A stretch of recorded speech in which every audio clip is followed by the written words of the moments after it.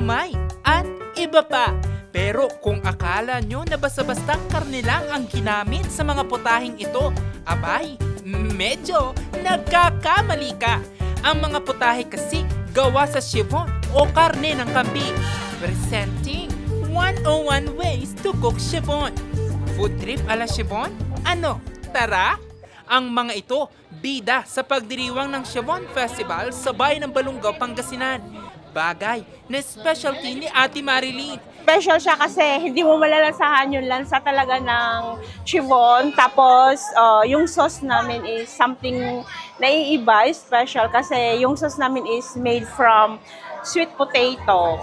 Bawat barangay, tampok ang kanilang mga specialty.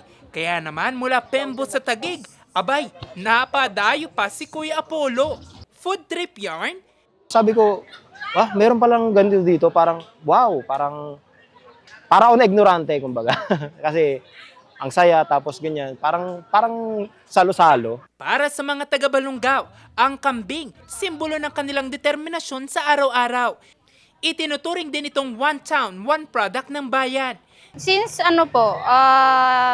nag-start po yung Chibon, lahat po ng barangay, sumasali po talaga nagluluto po. Yun ang ating one town, one product dito sa Balungaw para mai-showcase sa mga tao na marami tayong produkto na kambing, mayroon tayong produktong kambing dito sa bayan ng Balungaw. Ang chiffon or goat's meat is actually one that we have been introducing. Other than, of course, hindi lang siguro the tastiness of the meat.